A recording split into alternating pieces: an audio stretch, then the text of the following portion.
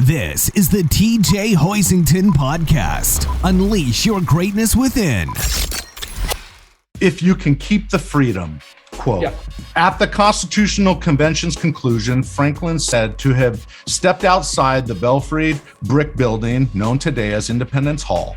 A Philadelphian named Eliza Powell supposedly asked the 81-year-old, my passion and my mission to help you unleash your greatness within. My heart goes out to the underdogs that's on their way. If you think you can go from good to great, okay, let's motivate. GreatnessWithin.com. TJ Hoisington. GreatnessWithin.com.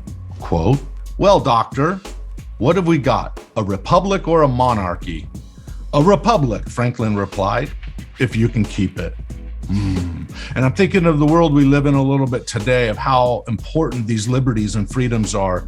You said later in the book, 2 decades before the revolution, Franklin memorably declared, those who give up essential liberty to purchase a little temporary safety deserve neither liberty or safety. Wow. Puts those comments a little bit in focus just with some of the changes in the world today, how careful we got to be to preserve those rights, some of those liberties, some of those freedoms. Anyway, any thoughts around that? Well, I think, and for Franklin, that meant a free press, a press that was he obviously had his own biases, but he felt very strongly that both sides. Yeah, exactly. The third estate, was incredibly important to a vibrant democracy. We'll see in the book later on that his grandson becomes the first American charged under the Alien and Sedition Acts for printing things against President Washington and then President John Adams. Franklin obviously valued a free press, but even I think more importantly, and this is what we'll get into his will later on, he felt that working class people played such a crucial role in maintaining a democracy because tradespeople worked at the ground level. They saw every day the effects of government policy, the effects of taxation. They mingled with people of all different classes, races, creeds. Franklin was very much a pluralist. I talk about this in the book too. He's known for donating to many different denominations, for churches, and even the first synagogue to be built in Philadelphia.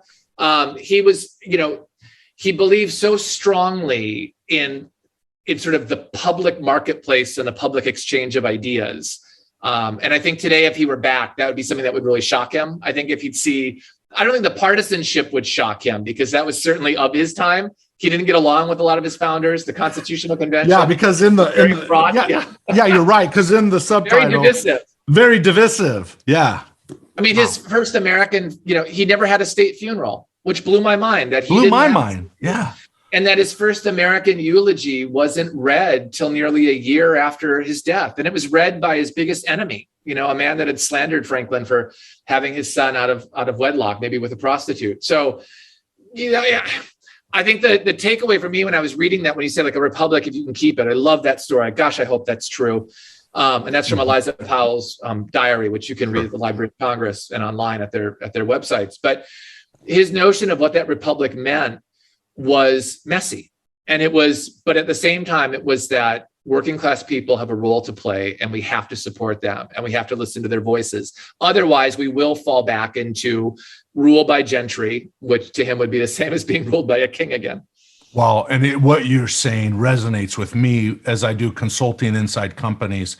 I'm telling leaders all the time, you've got to listen to your people. They're the ones closest to the action. And if they don't feel that they're being heard, let alone some of their greatest ideas that can solve some of your biggest problems are going to come from those frontline workers. And if you're not listening to them, and I think if Benjamin Franklin was alive today, he would really be an example of what it means to show good leadership and listen to your people and value all their efforts instead of picking and choosing, if you will. Anyway, I think he'd walk into those focus meetings and he'd say, "How can I help?"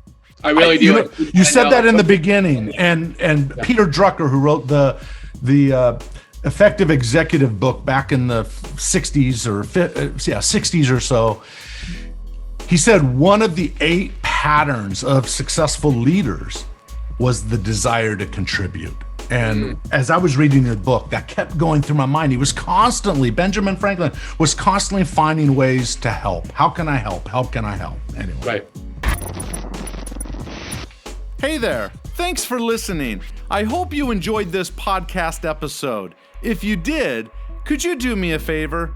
It would mean the world to me if you could write a simple review or give me a star rating. I would really, and I mean really, appreciate it. Thank you in advance. Now go out there and unleash your greatness within. GreatnessWithin.com